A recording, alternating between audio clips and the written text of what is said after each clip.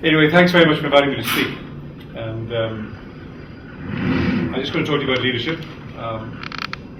and give you a sense of what I believe is its criticality where you sit as medical students. You're all medical students, are you? Final year, first year, second year? Some junior doctors. Great. Identify yourself, junior doctors. Great, good to see you. Well, yesterday there was a great commentary in the Sunday Telegraph by a guy called David Pryor, who's the chairman of the CQC. Do you know what the CQC is? No, the CQC is the Care Quality Commission. You'll get to know it when you qualify. And it puts the fear of God in most hospitals.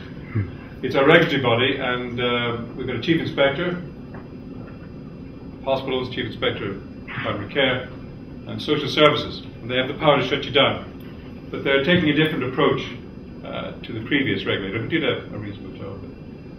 It was a bit blunt and didn't quite catch what needed to be caught at times. What everyone knew and no one talked about. But yesterday David Pryor said in a commentary that the NHS will not survive unless it changes its culture. It says there's a contradiction in that it's the most humanitarian and very English organisation that has ever been seen in our lifetime, and it is. It's absolutely fantastic. But there's a huge amount of contrariness in how people don't speak the truth to power. And 1 in 4 of 100,000 staff surveyed in a staff survey done recently said they were being bullied. That's too high. In fact, the bullying rate runs between 23 and 39% in some of our big London teaching hospitals. In fact, Barts had a CQC report done recently, and that was the headline from it, that it was a bullying culture. That doesn't make it particularly safe, but the Barts board have taken that in the chin, and are looking very carefully at majoring particularly on leadership development across its senior staff and all the way through. So I believe that you are at the cusp of a moment in your careers when leadership will be taught in a way it never was to us as medics we went through. It's absolutely critical. I believe that.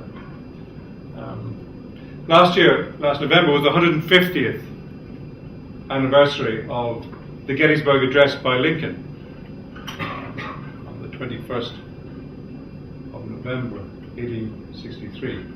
And it was the rededication of the Union after that battle where 50,000 men were killed. What a lot of people don't know is that the first speaker on that day was a man called the Honourable Edward Everett, who was the most renowned and respected speaker in North America at the time.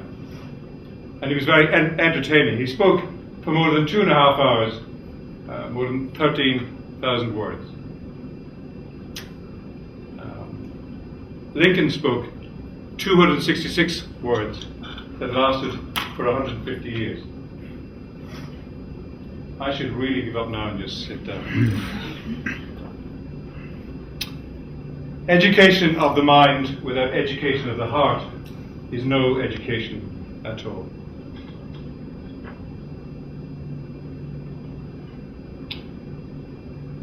What always fascinated me when I was a medical student was a picture called The Doctor, which was painted by Sir Luke Fildes in 1891.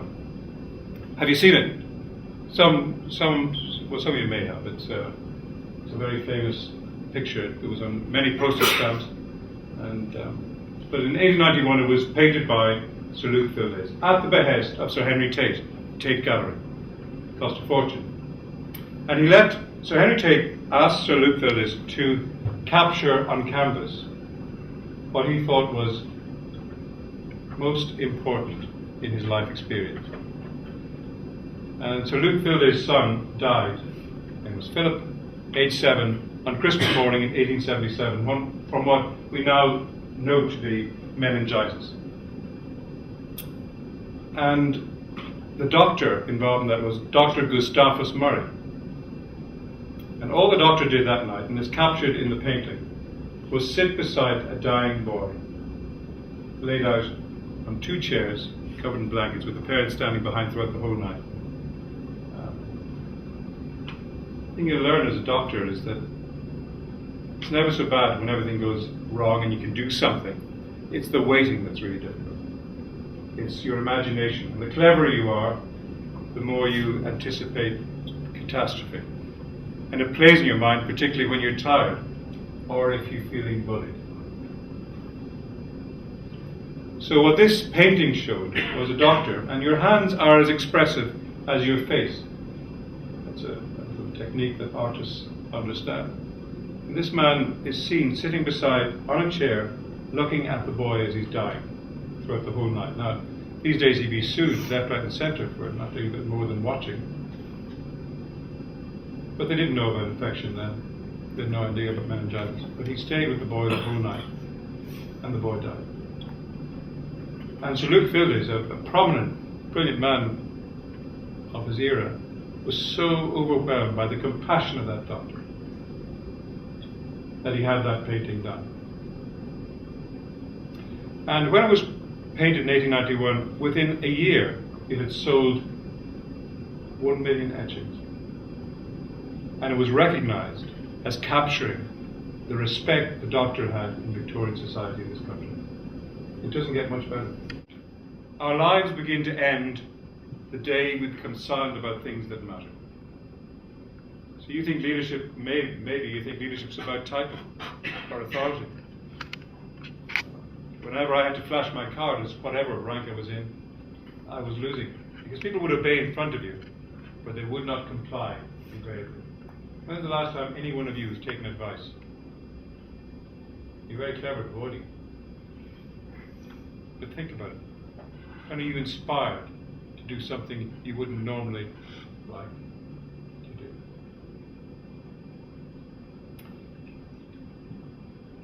I can't tell jokes, my daughter. I've got 3 daughters, and they tell me 24, 21 and 19. So they say, Dad, you're very cute, but do not tell jokes.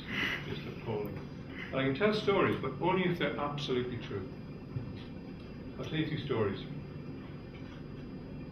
I, as Deputy Medical Officer, I used to inspect the 4-hour waits in A&E around the country. That was part of my job, you know. Yeah, I needed to get out more, definitely, but I used to do that. And I did every hospital in the country, at least twice at some point. And after a while, I found out that the facts were interesting but totally irrelevant. So people would produce paper-safe records of everything, but actually it didn't bear any resemblance to what happened on the inner dynamics of a team in an A&E. So I spotted patterns a lot. And I remember going into one hospital in the Midlands, walking through, and being taken around by the senior doctor and nurse. And a bit like the Queen, you know, there's always a smell of fresh paint when you're going around. So everything's perfect, and the 4-hour waits were 99.9% this kind of stuff. And you had to watch for the patterns that showed what was different. So I saw this woman behind the reception, a HCA, who was studiously ignoring me.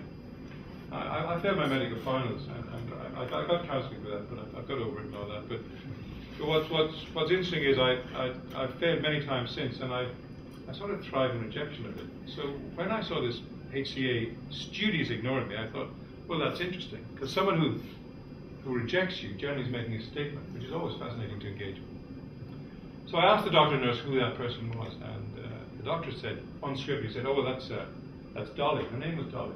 That's Dolly. And funny thing about Dolly is, he said, there's been no complaint against Dolly here. She's worked here for 27 years. So I can see a league table of complaints against everyone in my mind's eye. And then the nurse, who's like the regimental sergeant major, I mean, this is the woman who, don't mess with your nursing staff, you know, it's just, you know, the more quiet they are, the more they will direct you. And you should always take advice from your nursing staff. I was taught by a midwife. And she turned to me and she said, well, the thing is about Dolly, she said, the thing is, in this department, if you don't get on with Dolly, right up to the rank consultant, you don't get on in this department.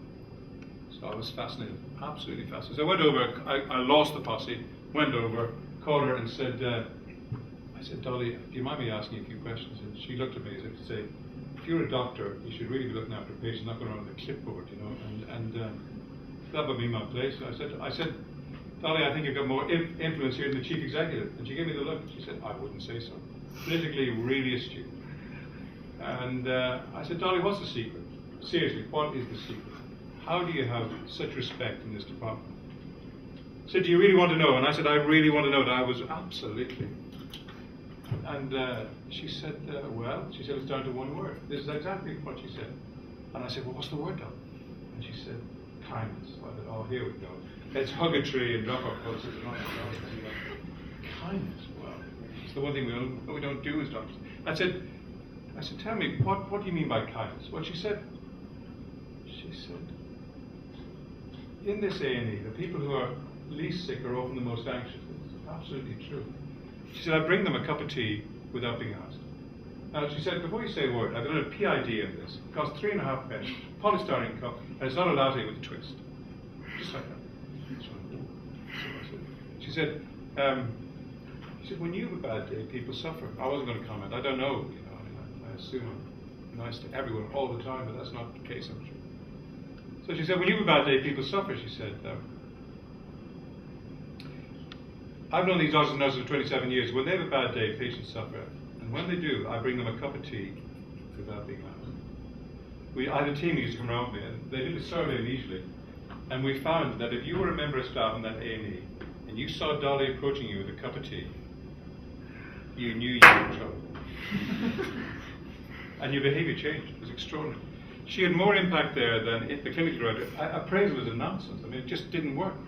But when Dolly approached you with a cup of tea, you knew you'd stepped over the line. Now tell me this, do you think Dolly was a leader? What do you think? You can interact with me, I don't mind going with you. What do you think? Do you think Dolly was a leader? Yeah. And she hadn't a degree, or she didn't have a status? So what I've learned is, and it's a profound lesson, you're all leaders. Every last one of you are leaders. Why are you leaders? Because how you behave impacts on how people feel. You're a doctor, you can sign passport photographs, you can do all sorts of things. That means you're a senior member of society who's respected and trusted. You betray that, you get splashed all over the Daily Mail. That's what will happen. You've got to look forward to that. So where do you get your authority from? Where did she get her? Dolly got her authority from how much she cared. You get your authority from how much you care. And you can't contrive it. Some people shouldn't do medicine, but they're very good at exams.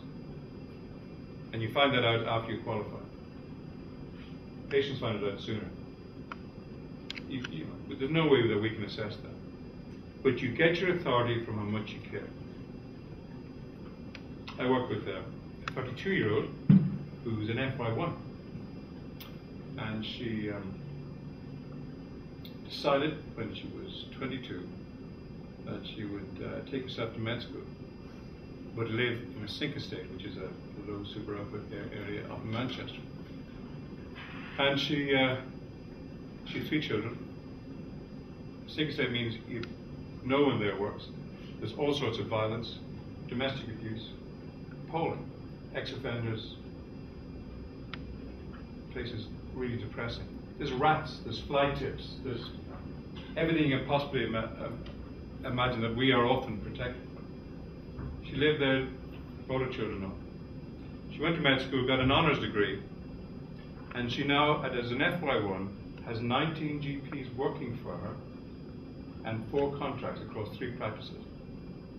And the health stats of the area she's in are the best for Greater Manchester. It's impossible, but she did it. Absolutely extraordinary. And she's an FY1. I take medical students very seriously in terms of the leadership capability, because you will never be more aware of why you did medicine at this moment. All of life is a balance between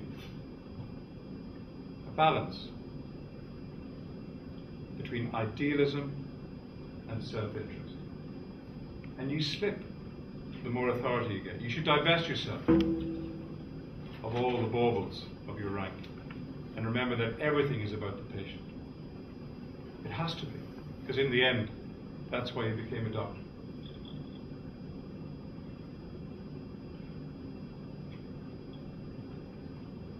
I see lots of medical students, and you see, you're sitting there thinking, well, that's all very fine, but how does that work with me?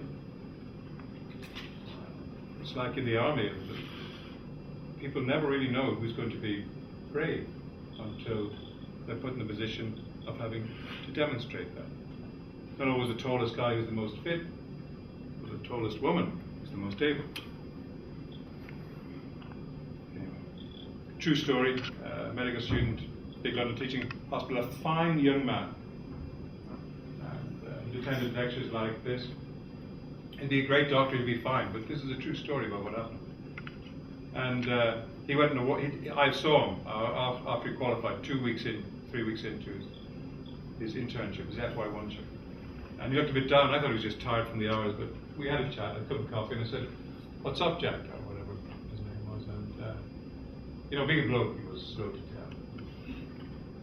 So I said, "Well, you're not like the patients. Is it not fun being a doctor?" He said, "No, the patients are great." But he said, "I work with a colorectal team, and the consultants are always bitching about the management. No matter what they say, they just diss it, including the WHO checklist, which actually, by any measure, is a really sensible thing to implement. It reduces mortality by 44%, but it's based on good teamwork and good leadership.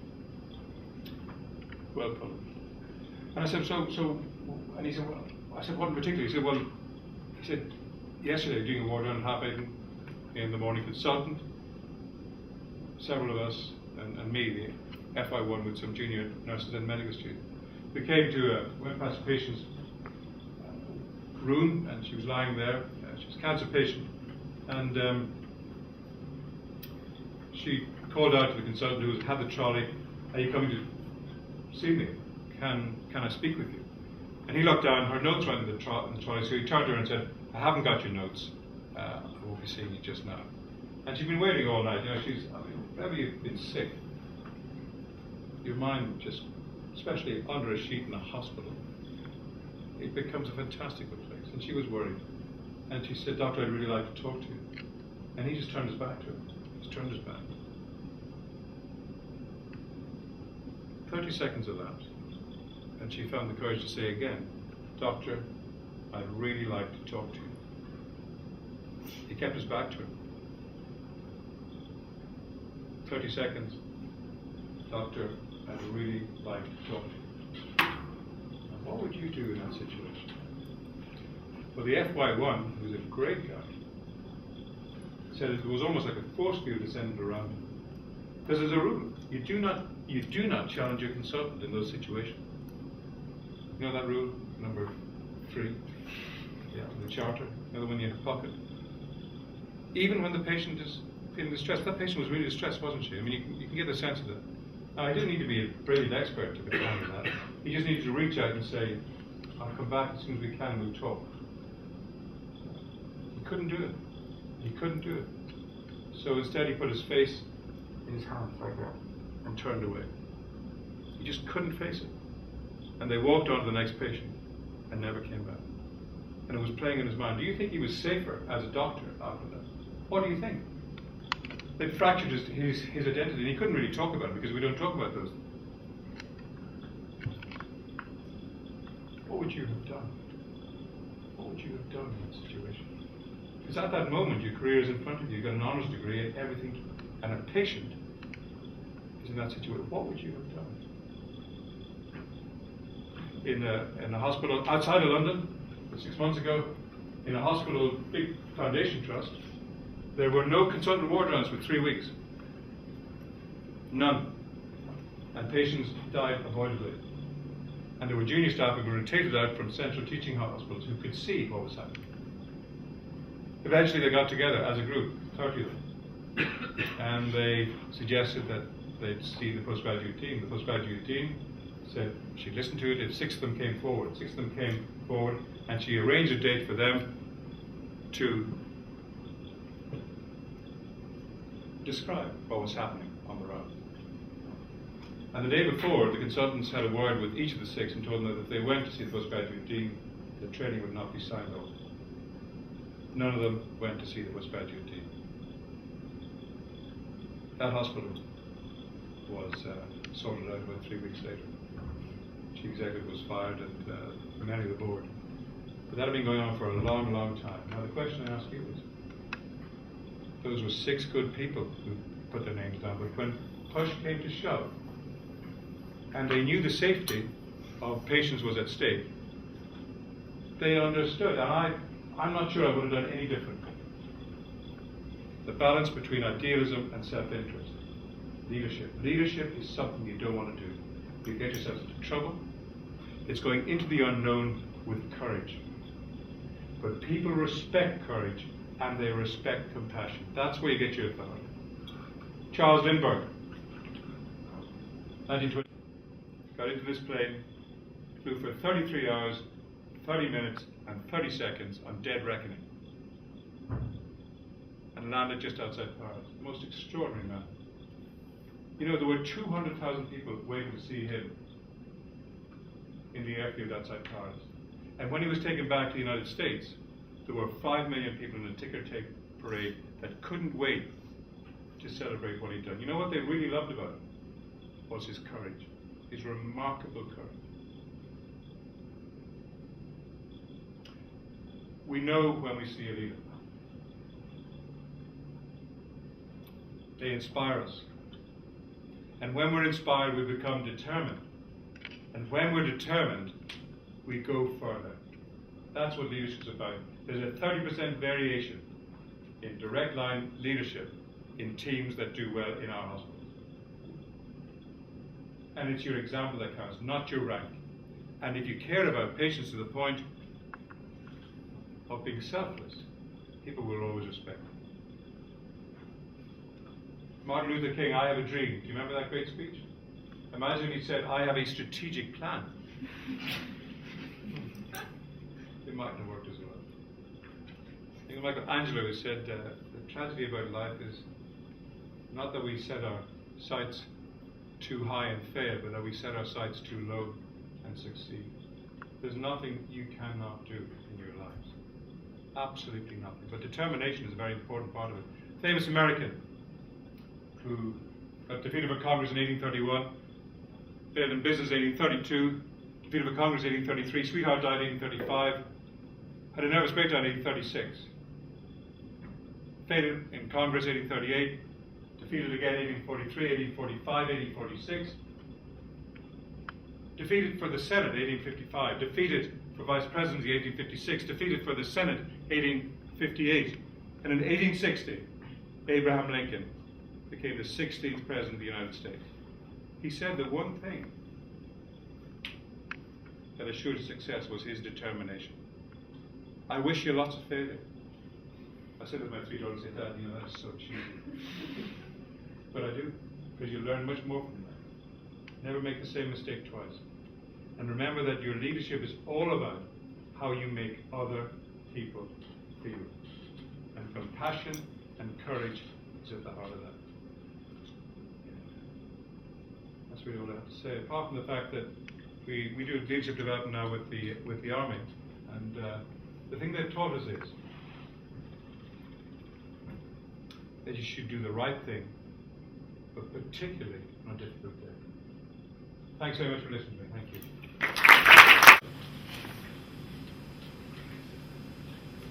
Yeah. You're saying so you struggle with positions then by one to have the opportunity to show courage and difficult choices.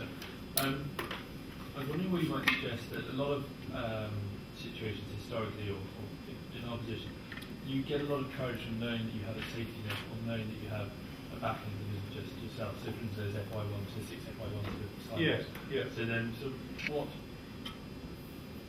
sort of avenues do you think are open to FY1s and 2s to find that sort of safety net? I think it's important to do leadership training.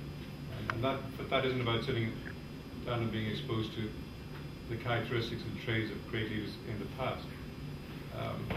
The leadership training that we do with the Army is to teach people how to be separate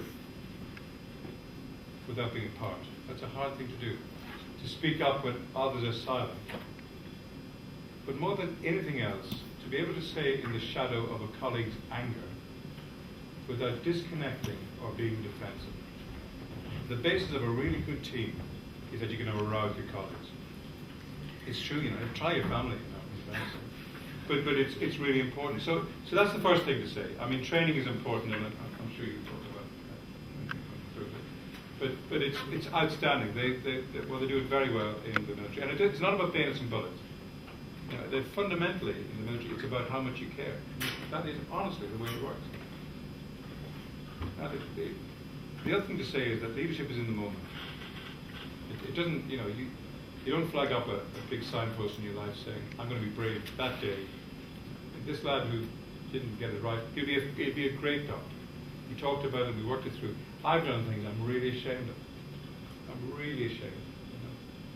And I've cried myself to sleep many times. And things have gone wrong with patients that have been my fault. And it's good to say that openly and honestly. But the bottom line in all of this is that it happens in the moment. And you have a choice in the moment.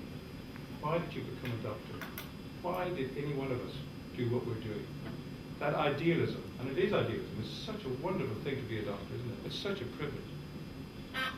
But you know what? We're part of a tribe and a priesthood. And no matter how often the GMC try to revalidate us, they'll never get at what really makes a doctor effective. You know what? Patients want to know how much you care before they want to know how much you know. They're not interested in your credentials.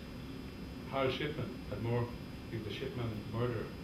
He had more, I saw his surgery, he had more Christmas cards than I ever got as an obstetrician. Thank you for your question. Thank you.